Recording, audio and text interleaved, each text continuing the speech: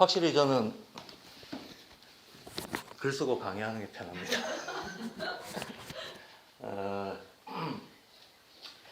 보통 출판기념회 자리가 서로 덕담을 주고받고 축하하는 거 굉장히 의미가 있죠. 또 여러분들이 의미 부여하는 축하 인사를 같이 나누는 것은 굉장히 큰 의미가 있습니다.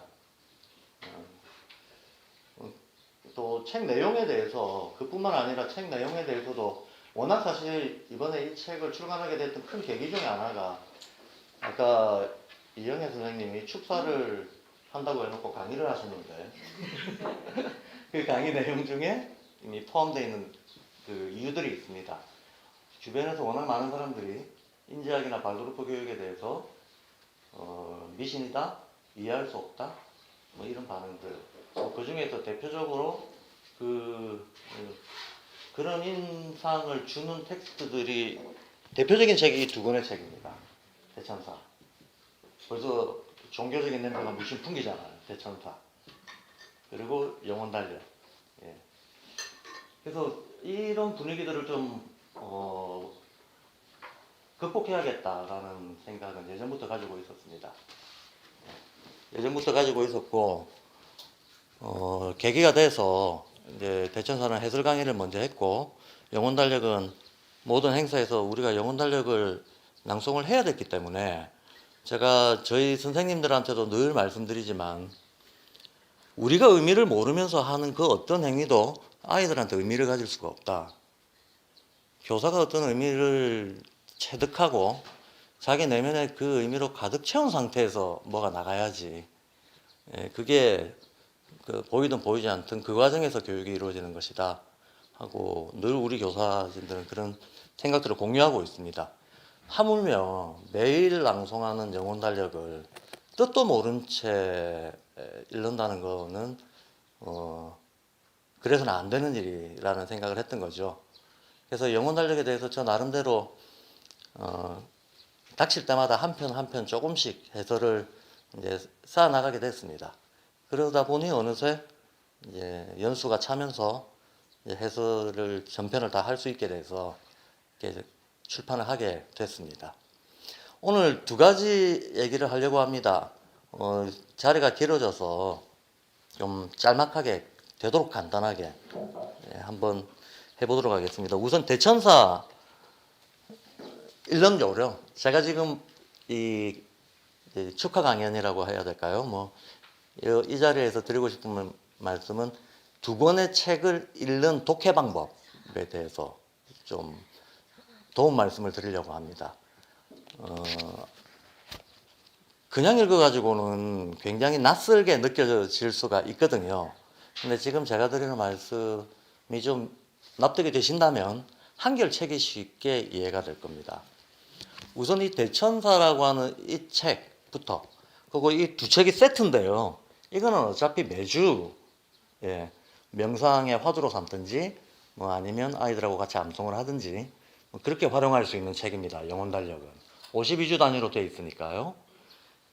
이 영혼달력에서 시어로 표현되고 있는 것을 하나의 사상으로 펼쳐놓은 게 대천사라고 하는 이 책입니다. 그래서 제가 두 권이 세트다라고 말씀을 드리는 겁니다.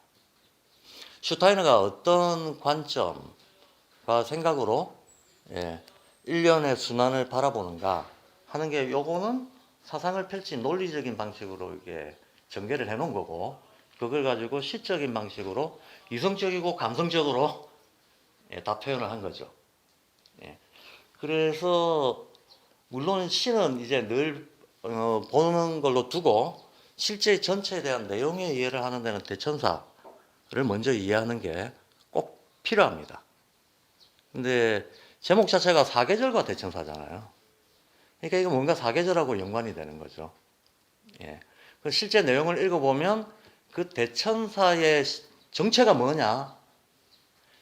우리는 천사, 대천사 이런 얘기를 하면 날개 달린 천사를 자꾸 생각하니까 혹은 어떤 종교적인 메시지를 생각하게 되니까 근데 사실 어떤 상징이라든가 의인화라든가 이런 거는 동양이고 서양이고 늘 여러 가지 비유, 은유들을 상징, 비유, 은유 이런 표현법들을 인류는 오랫동안 써왔습니다.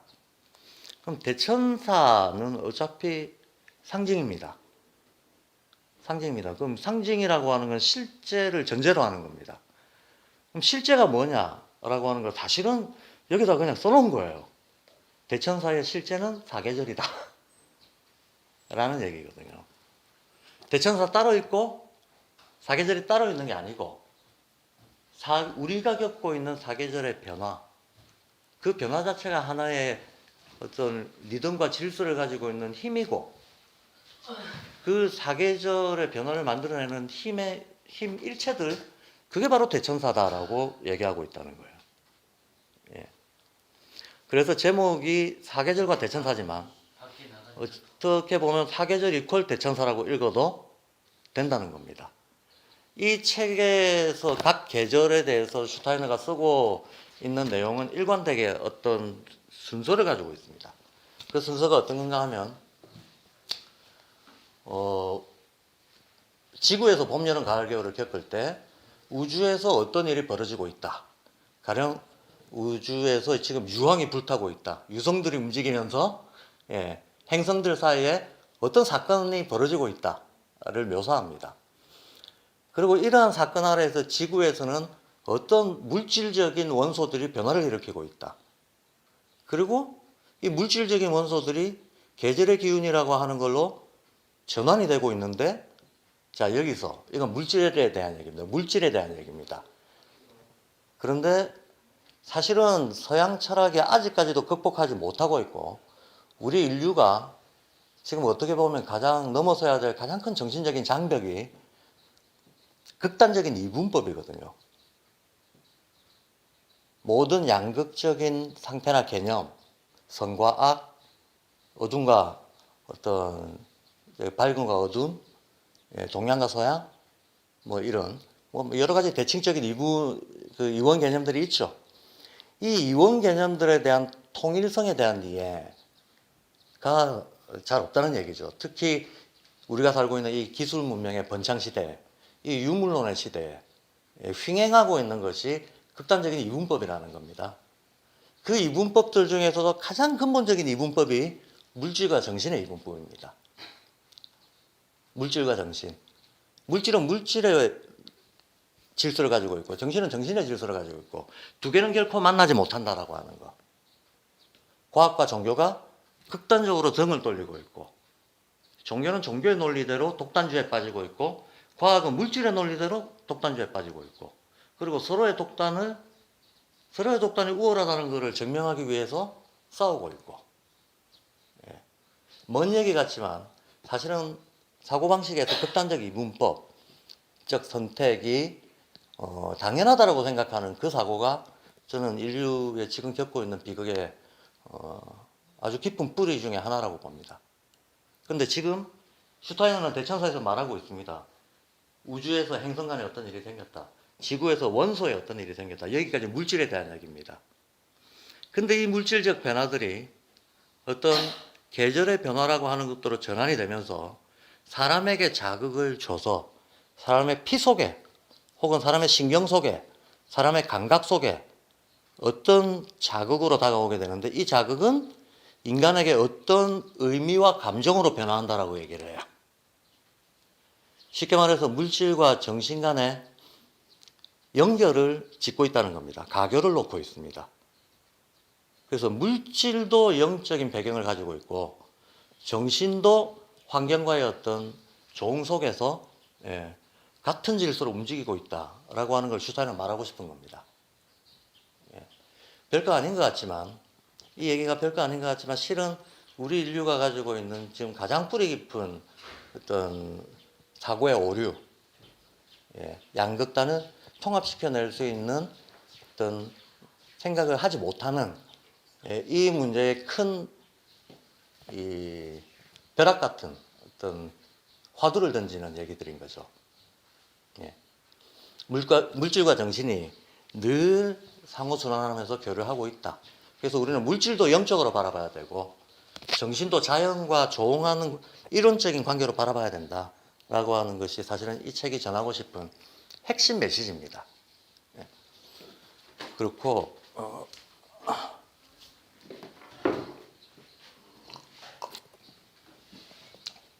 아직 10분밖에 안 했죠? 너무 길게는 안 하겠습니다. 너무 길게는 안 하겠는데 그래도 조금 좀 의미 있는 내용을 어차피 담는 게 좀 필요하겠다 싶어서요. 저희가 얼마 전에 온살림터 설명회를 했습니다. 흔히 퍼머컬처라고 알려져 있는 개념이 있죠. 그러니까 퍼머넌트, 지속 가능한 어떤 에그리컬처를 비롯해서 모든 컬처, 지속 가능한 문화와 삶의 양식을 만들어 나가자라는 개념입니다. 그런데 이 퍼머컬처를 빌 모리슨이라는 사람과 홍그레넨이라는 사람이 퍼머컬처에 대해서 세계적으로 많이 알린 분들인데, 이분들은 루돌프 슈타이너를 굉장히 깊이 수용하고 있는 사람들입니다.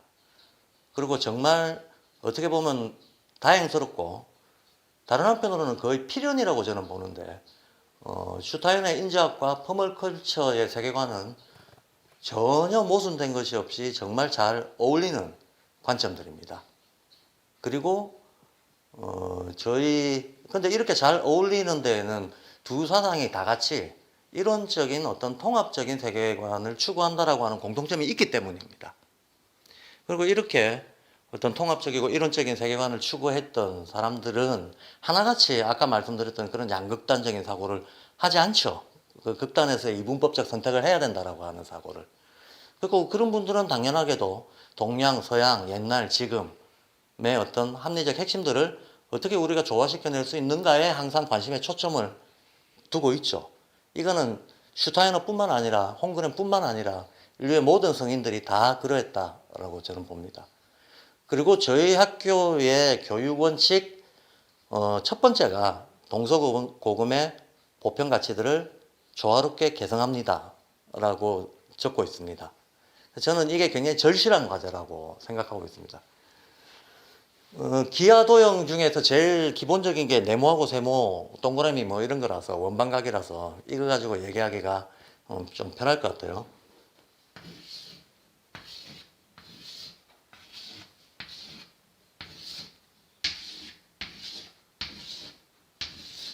혹시 이 그림이 뭔지 아십니까? 예전에 제가 월세미나에서 다루기는 했었는데, 공 한 개, 두 개, 세 개, 네 개 써놓은 요거를 뭐라고 부르거든요. 이게 플라톤의 이론 중에 대표적인 플라톤 기하학에 입문하는 사람들한테 대표적으로 주어지는 그림인데, 혹시 아세요? 테트라크티라고 하는 겁니다. 테트라크티. 예. 밑바닥이 4개죠. 4개를 바탕으로 해서 쌓아 올렸다라는 거예요. 쌓아 올렸는데, 그러면 1 더하기 2 더하기 3 더하기 4 얼마게요? 맞아요. 1 더하기 2 더하기 3 더하기 4는 10입니다. 그쵸? 10입니다. 그런데 이걸 삼각형으로, 이게 이제 보면 도형적으로 보면 이렇게 삼각형이잖아요. 삼각형은 옛날부터 인류가 뭔가 안정된 걸 표현할 때는 짝수로 표현하고, 운동하는 것을 표현할 때는 홀수로 표현합니다. 최초의 홀수는 삼각형이에요. 그리고 짝수는 보다시피 네모로 표현하게 되어 있습니다. 그러니까 요거는 어떤 음적이고 안정적인 거, 요거는 양적이고 동적이고 운동하는 거, 뭐 이런 식으로 인류가 기하 도형에다가 의미를 부여해 왔던 거죠. 의미를 부여해 왔었는데, 제가 이거를 지금 써놓은 이유는 네모부터 할까요? 세모부터 할까요? 얘기를. 네모. 이 네모. 사계절과 대천사니까 사방에다가 이렇게 해놓으면 네모가 되죠. 그러면 동서남북, 동서, 동양에서는 이쪽을 북쪽으로 둡니다. 북남. 이렇게 하면 동서남북 하면 계절이 자연스럽게 따라가죠. 봄, 여름, 가을, 겨울 이렇게 계절이 따라갑니다. 계절이 따라가고 서양에서 사원소를 흔히 쓰죠. 여기에 공기, 여기에 불, 여기에 흙, 여기에 물 이렇게 따라가죠. 서양은 근대 모더니즘적인 사회에 들어오기 전까지도 이 사원소를 실용적으로 모든 곳에서 활용을 했거든요. 자연과 예술, 뭐 가릴 것 없이, 철학 가릴 것 없이 모든 곳에서 이 사원소를 인간과 자연을 잇는 어떤 논리로 활용을 해왔다는 겁니다. 인지학의 가장 바탕 개념이 되고 있는 것도 사구성체죠. 이 사구성체라고 하는 것은 사원소를 조금 더 슈타이너가 본인의 어떤 독창적이고 더 풍부한 내용을 집어넣기 위해서 새로 맥락적으로 사용하고 있는 개념입니다. 이 사구성체도 내나 여기에 배치가 가능하죠. 가능합니다. 이쪽이 에테르체, 이쪽이 아스트랄체, 이쪽을 자아체, 이쪽을 물체라고 얘기하고 있습니다. 그럼 에테르체는 공기의 의미하고 똑같아요. 사실상 그 힘의 성질은 아스트랄체는 불의 의미하고 똑같다는 겁니다. 자아체의 성질은 흙의 의미하고 똑같다. 물체의 성질은 물의 의미하고 똑같다. 라고 되어 있는 게 요 사계절과 대천사 속에도 잘 설명이 되어 있습니다. 그럼 동양에서는 이와 같은 것을 표현하는 개념어가 없는가?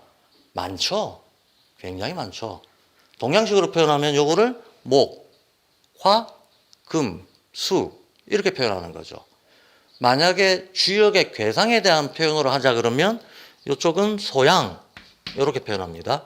요거는 태양 이렇게 표현합니다. 요거는 소음 이렇게 표현합니다. 이거는 태음 이렇게 표현하면 됩니다. 이걸 우리는 사상이라고 하죠. 태소음양. 태소음양으로 표시한다. 태소음양은 이건 부호죠. 예. 근데 목화금수라고 하는 거는 언어죠. 예. 언어도 있고, 기호도 있고, 그럼 여기에 숫자는 없는가? 숫자가 있습니다. 숫자도 있습니다. 동양에서는 여기에다 수도 적용을 합니다. 이쪽에는 이제 3부터 5까지를 생수라고 하고 6부터 10까지를 성수라고 하는데 두 개 성질은 똑같습니다. 성질은 똑같아서 1, 2, 3, 4, 5의 성질과 6, 7, 8, 9, 10의 성질이 똑같다고 동양에서는 봐요. 그래서 생수만 얘기하자면 여기가 1, 여기가 2, 여기가 3, 여기가 4입니다. 이렇게 숫자적인 의미를 부여를 합니다. 그러면 수, 기호, 언어 다르게 표현이 되고 있지만 같은 내용을 사실은 표현하는 것들이거든요. 같은 내용을 표현합니다. 그러면 사계절과 대천사, 사계절의 대천사가 여기는 라파엘, 여기 우리엘, 여기가 미카엘, 여기 가브리엘입니다. 그럼 우리가 가브리엘이라고 부르는 거하고 혹은 미카엘이라고 부르는 거하고 흙이라고 부르는 거하고 자체라고 부르는 거하고 금이라고 부르는 거하고 사라고 부르는 거하고 어떻습니까? 소음이라고 부르는 거하고 다르냐 하는 겁니다. 다르냐? 다르지 않다. 같은 실제를 얘기하고 있는 것이다. 같은 실제를. 제가 어제 이런 비유를 들었는데 산이 있어요. 동쪽에 있는 사람은 이쪽을 서산이라고 부르고 서쪽에 있는 사람은 이걸 동산이라고 부른다는 거예요. 동산, 서산 다른 이름을 가지고 있는데 하나의 실제를 가리키고 있다는 거예요. 하나의 실제를 가리키고 있다. 상으로도 표현되고 수로도 표현되고 언어로도 표현되는 다양한 방식으로 표현되고 있는 그 실제는 실제로는 하나다라고 하는 거. 하나의 실제를 가리키고 있다라고 하는 거. 이게 우리가 어떤 이론론적인 사고를 하기 위해서 가장 먼저 어떤 표현의 장벽을 뛰어넘어서 어떤 실제에 대한 얘기를 하고 있는가에 초점을 맞춰야 되는 그 초점을 맞출 수 있다라고 하는 게 사계절과 대천사 같은 데서 잘 설명이 되고 있다는 말씀을 드리고 싶어요.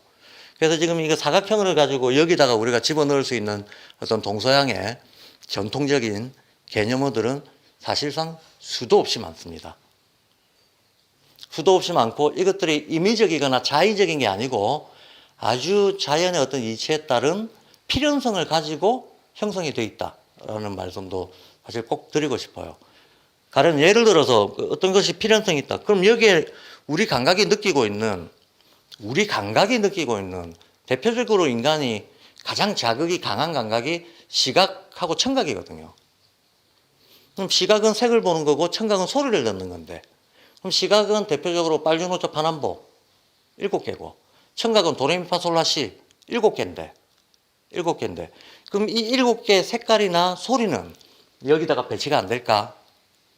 배치가 됩니다. 슈타이너가 어떤 순환적인 질소 속에서 빛의 스펙트럼이 순환적 질소를 가지고 있고 이것이 일련의 계절의 순환하고 다르지 않다라고 하는 얘기를 잘 설명한 책이 색채의 본질이라고 하는 책입니다. 그리고 슈타이너는 거기에서 음악과 미술의 도덕적 체험이라고 하는 개념을 써요. 한마디로 도덕이 뭔가? 도라고 하는 건 자연의 이치, 덕이라고 하는 것은 그와 상응된 사람의 내면으로 전환된 어떤 인성을 얘기하는 거거든요.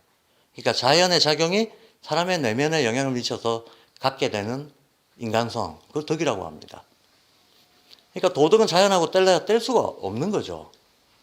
색깔과 소리가 우리에게 주는 어떤 자극이 우리 마음에 어떤 기본적인 감정과 어떤 기본적인 인식의 바탕이 되고 있다라고 하는 것을 색채 본질에서 슈타이너가 설명하고 있었다는 겁니다.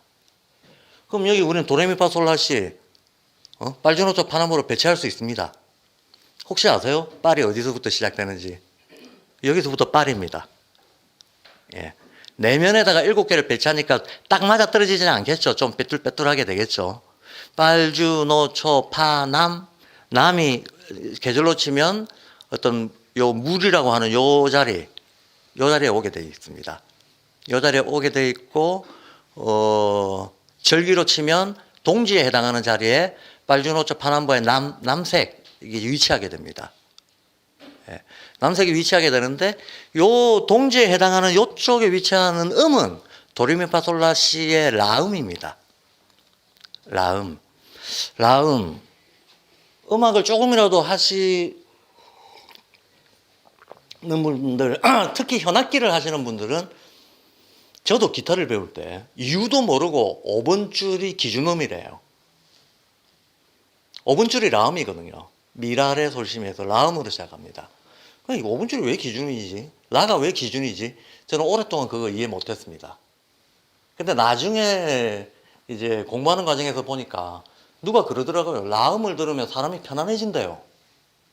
그래서 음악 치유하고 이런 데서 라음을 많이 쓴다는 거예요. 그 라음을 들으면 왜 편안해지지?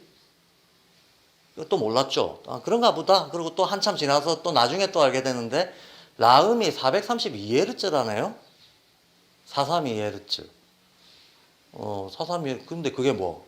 그거 듣는다고 사람이 왜 편안해질까? 물의 진동수가, 진동 주파수가 432Hz라고 합니다. 물.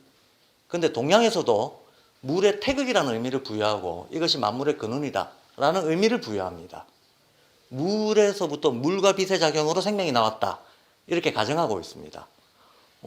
그러면 라음이 만약에 물이 주는 어떤 효과를 사람에게 떠올리게 한다 그러면 편안할 수 있겠네 라는 생각이 들었죠.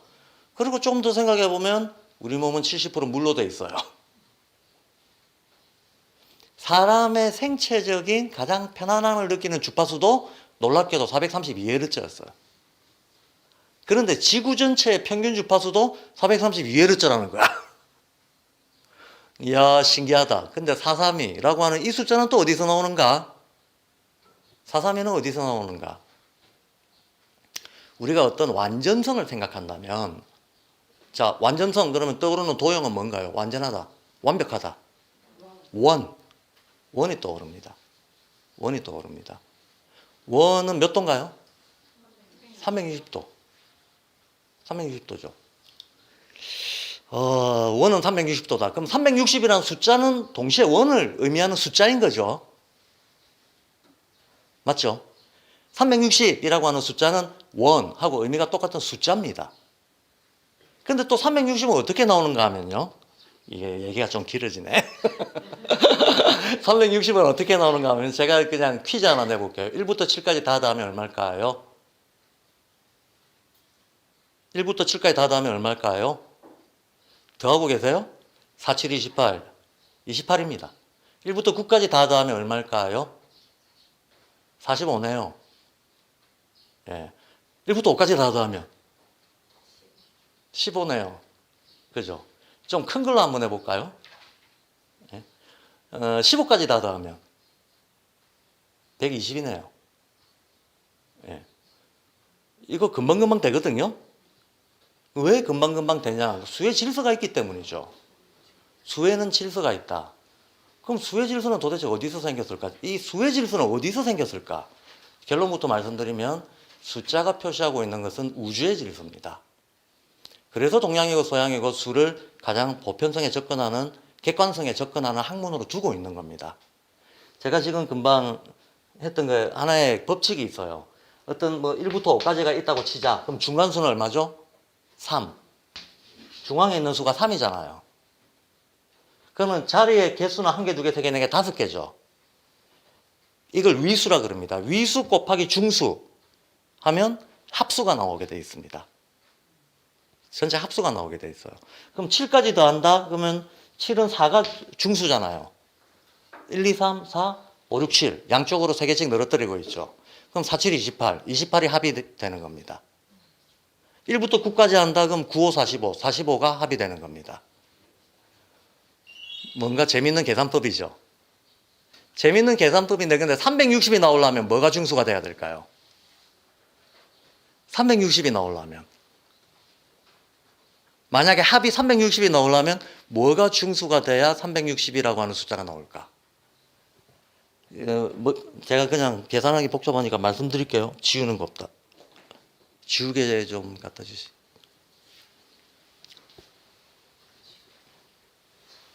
제가 왜 이 얘기를 하려고 하는가 하면 지금 그랬잖아요. 수나 기호나 언어나 일맥상통하는 어떤 필연적인 질서를 표현하려고 하는 인간의 노력들이었다. 인식의 노력들이었다.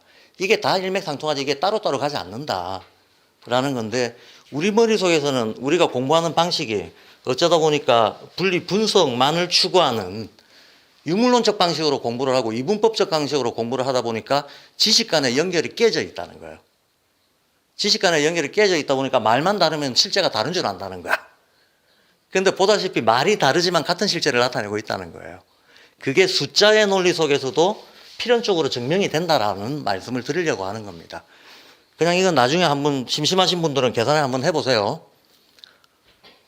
1부터 시작해서 1, 2, 3, 4, 5, 6, 7, 8, 9, 10 10을 중간수로 놓고 10을 중간수로 놓으면 1, 2, 3, 4, 5, 6, 7, 8, 9자리까지 갔잖아요. 그죠? 그럼 요 뒤도 9자리까지 가야 될 거 아닙니까? 쭉 가가지고 19까지 갑니다. 19까지 간 다음에 여기 19, 18, 17, 16 하면서 쭉 오면 또 여기 10이 나오겠죠. 예. 그럼 9, 8, 7, 6, 5, 4, 3, 2, 1 하고 이렇게 한 바퀴 뺑 돌았어요. 이 순환이죠. 이러면 이거 다 합하면 얼마 나올까? 360이 나옵니다. 360이 나옵니다. 다 더해보시면 돼요. 사실은 다 더하면 361이 나오는데 361이 나오는 이유는 이 1을 2번 겹쳐서 그런 거예요. 그래서 1 빼버리면 이거를 동양에서는 본체불용이라고 하는 말을 씁니다. 1을 태극이라고 보거든요. 그래서 태극은 있지만 실제로 어떤 체를 이루고 있는 거지 용으로 쓰지는 않는다. 그걸 본체불용이라고 합니다. 빼버리면 360이 나옵니다. 이게. 계산해 보시면 됩니다. 나중에 계산기로 1 더하기 2 더하기 해가지고 19까지 더하고 18, 17, 16 해가지고 쭉 더해보면 360이 나옵니다. 그래서 우리가 십진법을 쓰는 겁니다. 십진법을 쓰는 어떤 필연적인 이유가 여기에 있습니다. 왜? 만물의 운동은 원운동이거든. 모든 운동은 원운동이거든. 그럼 이 원운동이라고 하는 것은 10이라고 하는 어떤 단위를 중점으로 삼아서 움직이고 있다는 거예요. 그리고 그 안에서 나머지 이진법, 삼진법, 오진법 이런 것들이 섞여 있다는 겁니다. 자, 그래서 제가 지금 숫자도 이런 자연의 질서와 연결된 것을 표현하고 있다. 우리는 이렇게 표현된 것을 원으로도 표현할 수 있지만 태극으로도 표현할 수 있고, 그죠? 만약에 궤로 표현하라 그러면 근쾌로 표현할 수 있고, 온갖 종류의 표현 방법들을 가지고 있습니다. 표현 방법들은. 근데 우리는 표현만 다르면 다르다라고 가정했고, 내 전공 아니니까 나는 몰라 라고 제껴버리면서 여기서부터 세계와 나의 연결고리를 스스로 끊어내 버린다라는 거예요.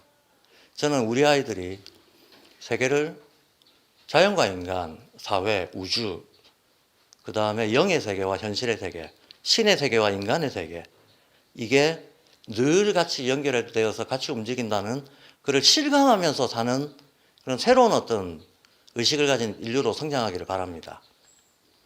그리고 그걸 할 수 있는 교육적인 힘이 이 발도르프 교육에 있다고 믿습니다. 예, 슈타이너가 그걸 보여주려고 평생을 애를 썼습니다. 슈타이너는 자유의 철학에서 철학적인 원리 차원에서 이론론의 기초를 놓았습니다. 그게 1894년도였습니다. 30년 뒤에 슈타이너가 1895년도죠. 아, 이런 거 틀리면 안 되죠. 이런 거 틀리면 또 괜히 시비 걸리는데. 슈타이너가 1925년도에 죽습니다. 딱 30년 동안 활동을 했습니다. 제가 요즘 슈타이너의 그 전집 마지막 GA 354번을 번역 중에 있습니다. 제가 그거를 번역을 거의 마무리하고 있는 중인데, 저는 이제 자유의 철학하고 슈타이너의 마지막 강연을 이렇게 비교를 해보면 큰 차이가 있죠. 근데 재밌습니다. 본질적으로 그 바닥에 깔고 있는 세계관과 정신은 똑같습니다. 근데 슈타이너는 자유의 철학에서 자신이 천명했던 그 원리를, 이게 너무나 중요하고 이게 삶의 실제에 연결될 수 있고 이게 예술과 과학과 철학과 종교 모든 것에 적용될 수 있는 어떤 그런 보편적인 원리하고 연결되어 있다라고 하는 것을 다방면으로, 다각도로, 다층적으로 보여주려고 이 30년 동안 수없이 많은 강의를 했던 겁니다. 예. 슈타이너는 예술에 대한 얘기도 하고 건축에 대한 얘기도 하고 교육에 대한 얘기도 하고 물질적인 과학에 대한 얘기도 했습니다. 보이지 않는 연기에 대한 얘기도 하고 인간의 무의식에 대한 얘기도 하고 생리에 대한 얘기도 했습니다. 그런데 슈타이너는 이 모든 것들이 하나의 질서 속에서 이론적으로 돌아간다는 걸 알고 있었습니다. 그 보편적인 이론적인 질서가 얼마나 다양하게 나타나는가를 보여주려고 애쓴 평생이었다라는 겁니다. 30년 동안. 우리가 슈타이너의 정신을 이어받는다면 우리는 슈타이너가 그토록 사람들한테 말해주고 싶었던 거를 아주 어렸을 때부터 뭐 인지적으로는 말할 것도 없고 생활적으로, 감성적으로 그걸 체화하는 새로운 어떤 의식의 인류를 키워낼 수 있다라고 하는 게 사실은 발도르프 교육이 지향하는 처음에 발도르프 교육을 시작했던 목적이겠죠. 저는 그 목적을 100년 전부터 많은 곳에서 많은 사람들이 선의의 어떤 헌신을 해왔을 겁니다.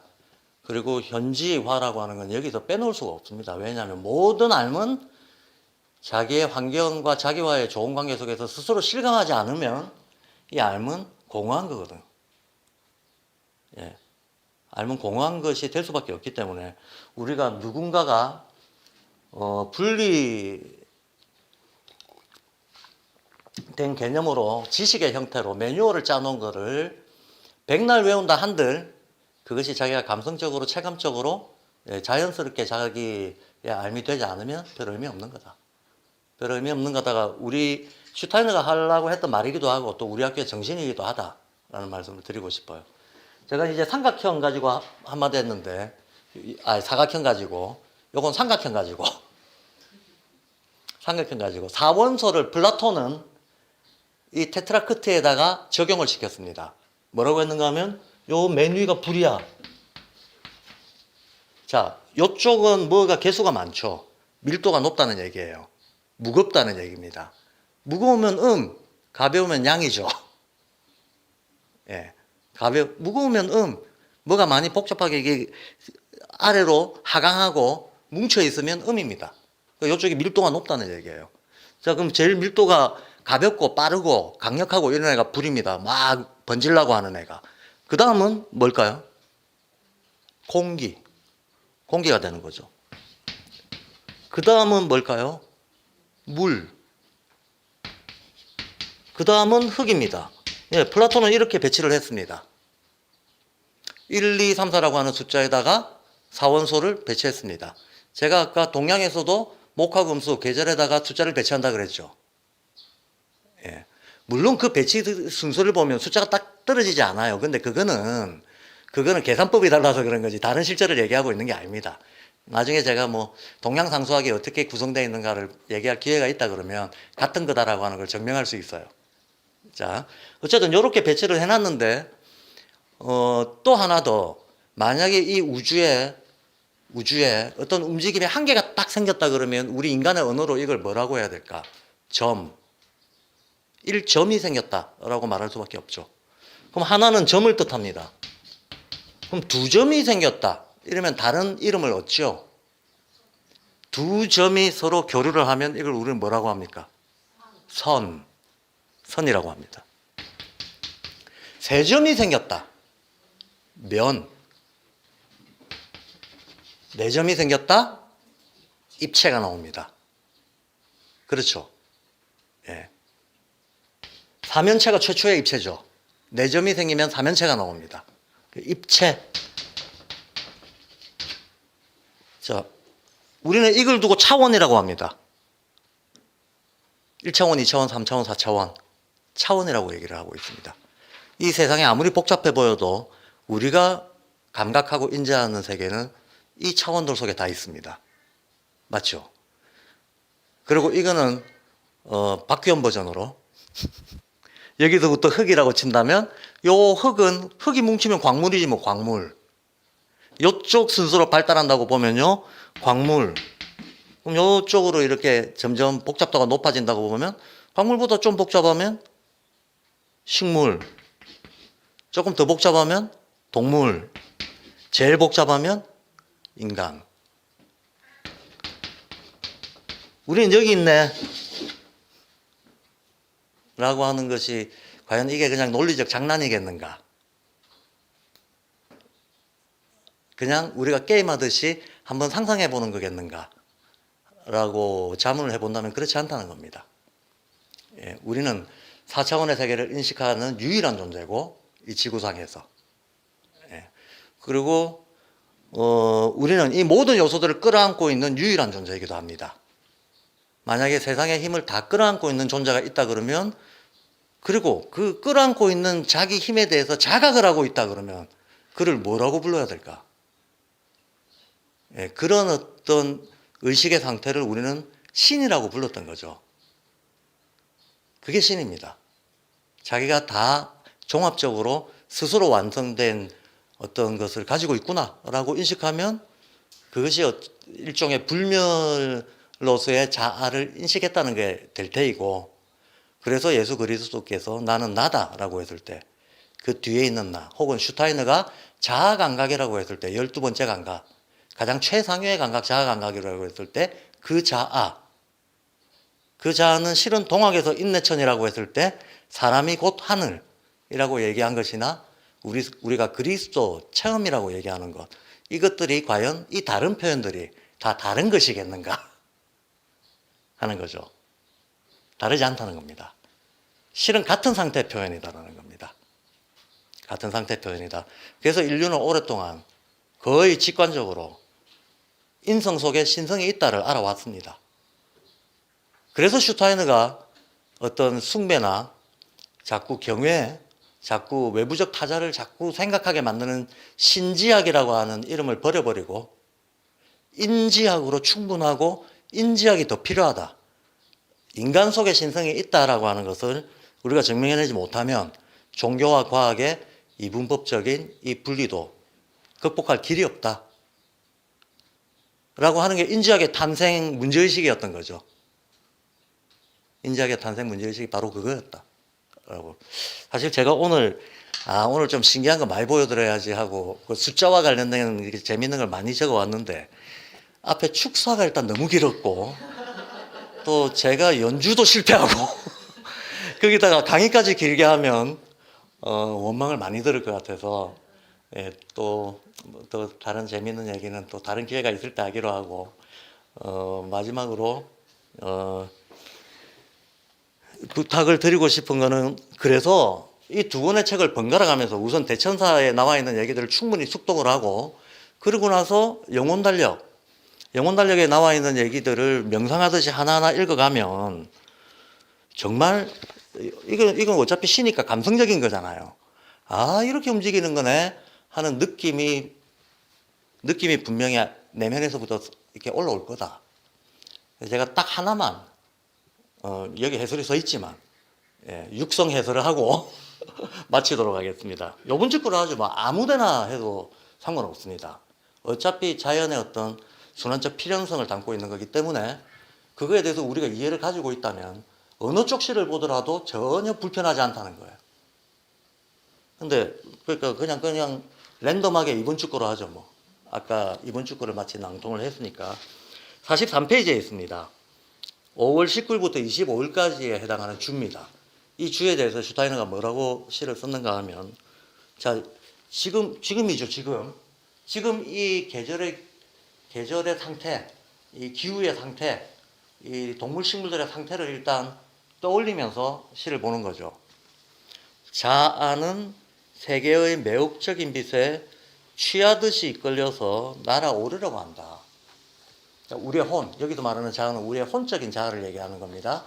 우리 마음, 자의식을 얘기하는 거죠. 세계의 매혹적인 빛에 취하듯, 취하는 거 별로 좋은 거 아니잖아요. 정신줄 놓고 있는 거 아닙니까? 왜 이런 표현을 썼을까요? 이제 곧 여름이 다가오죠. 이제 에어컨 틀 준비들 하고 있죠. 긴 팔 입을까 짧은 팔 입을까 고민하고 있잖아요. 열이 최고조에 오르는 하지가 조금 있으면 옵니다. 근데 하지가 오면 열이 지구상의 최고도가 되면 모든 생명체들은 최대한도로 만개하게 되어 있습니다. 분산적인 기운이 확 퍼지는 거죠. 예. 만약에 인간의 정신이 이렇게 분산적인 기운에 확 퍼져 있으면 그걸 우리는 뭐라고 부르나요? 정신분열이라고 합니다. 그렇잖아요. 예. 만약에 인간의 이 정신이 어떤 중심 없이 확 분산적으로만 세상을 바라보게 된다 그러면 우리는 그건 취한 것 같다라고 얘기를 하는 거죠. 정신분열인 거죠, 이게.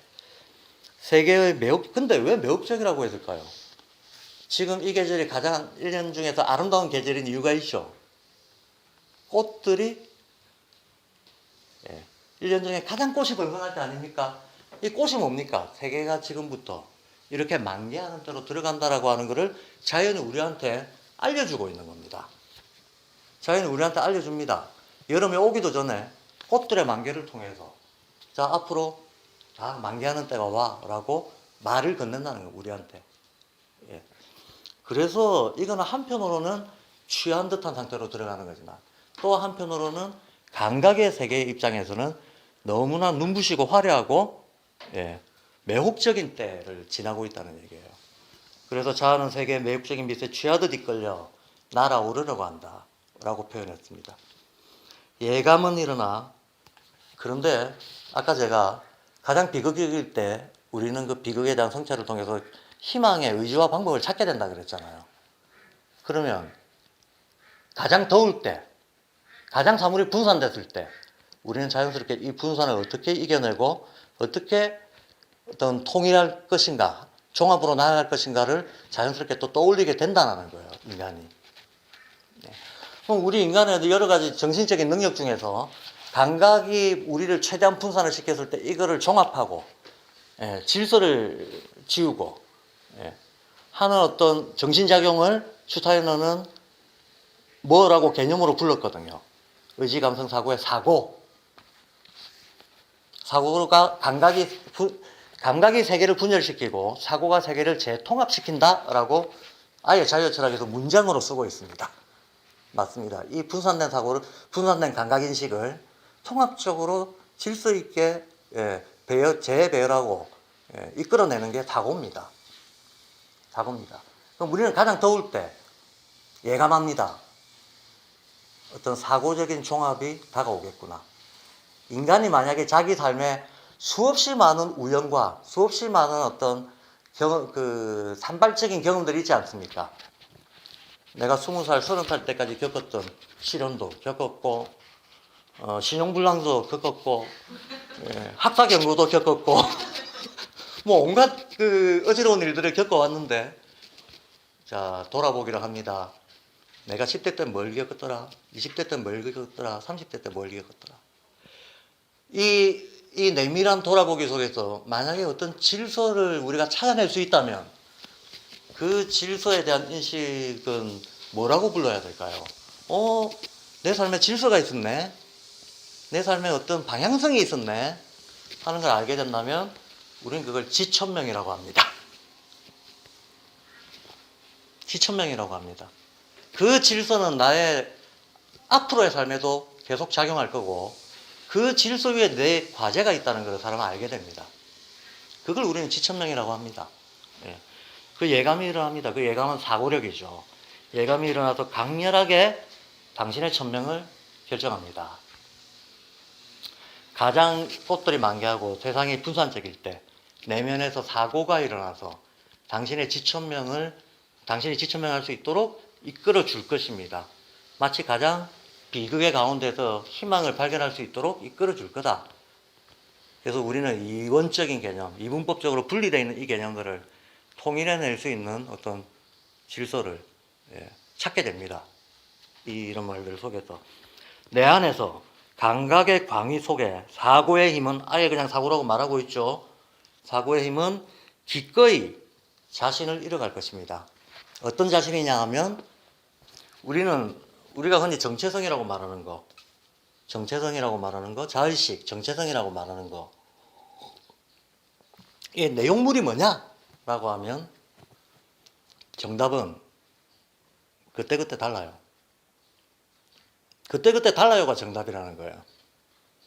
10대 때는 10대 때 정체성이 있고 20대 때는 20대 때 정체성이 있다는 거예요. 뭐 인자에서 쓰는 용어식으로 얘기하자면 진리가 뭡니까? 라고 물어보면 감각혼의 의식 수준에 있는 사람의 대답이 있을 거고 오송혼의 의식 수준에 있는 사람은 대답이 있을 거예요. 의식혼의 의식 수준에 있는 사람의 대답이 있고 만화의 의식 수준에 있는 사람의 대답이 있을 겁니다. 그럼 이게 다 수준마다 다 자의적으로 다 다른가? 아닙니다. 위로 올라갈수록 보편성이 발생합니다. 아래로 내려갈수록 의식 수준이 낮을수록 자의성은 강해지고 의식 수준이 높을수록 보편성에 가까워진다는 얘기입니다.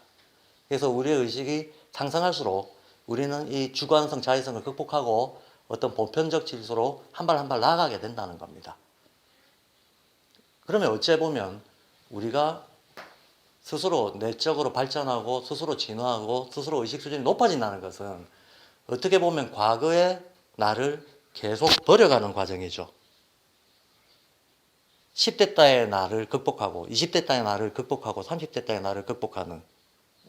그러면서 어느 때에 이러고 나면 그 모든 과정이 다 필요했구나. 그 모든 과정이 하나의 원을 이루기 위해서 360을 이루기 위해서는 1부터 19까지가 다 필요했구나. 그래서 우리는 1도 단죄해서는 안 되고 7이냐 8이 누가 더 잘난 놈이냐를 따지는 것도 우스운 얘기라고 하는 거. 7도 필연이고 8도 필연이라고 하는 거.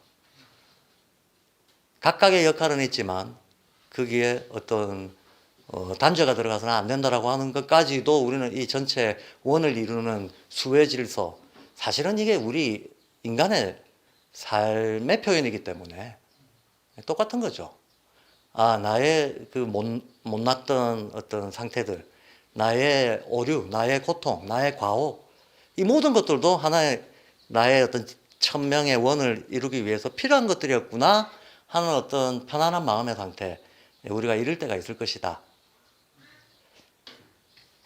지금은 이 분산적인 어떤 산만하고 어떤 우리를 취하게 만드는 것 같은 감각의 세계, 이 분열적인 세계 속에서 정신을 잃을 것 같을지 모르겠지만 안에서 사고가 당신의 천명을 알려주고 기꺼이 지금 취해 있는 듯한 자기를 버리게 만들 거다라고 슈타인은 얘기하고 있습니다.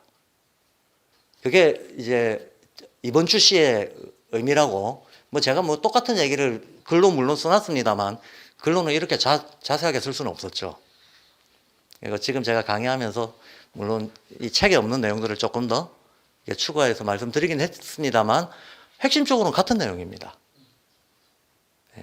그래서 저는 영혼달력을 발도르프 학교에 다니는 학생이고 교사고 부모고 우리한테는 어쨌든 슈타이너라고 하는 또 지혜로운 선현이, 저는 우리 민족 조성만 선현이라고 생각하지 않습니다. 인류 공동의 선현들이 있는 거죠. 그리고 이재마라든가 또 세종대왕님이라든가 우리 민족이 자랑스러워하는 이 우리의 조상들도 저는 인류의 선현이라고 생각합니다. 슈타이너라고 하는 100년 전의 인류의 선현이 기술 만능적인 유물론적인 세계에 살아갈 수밖에 없는 그런 시대적인 팔자에 처한 현대인들한테 예, 하나의 다가올 미래에 대한 예지를 주고 희망을 주기 위해서 그걸 계속 일깨우기 위해서 써놓은 책이 바로 이 대천사와 영혼달력과 같은 이 책들이다라는 의미를 부여하고 싶습니다. 그래서 이게 정말 많은 사람들한테 선용되기를 바랍니다. 예, 고맙습니다.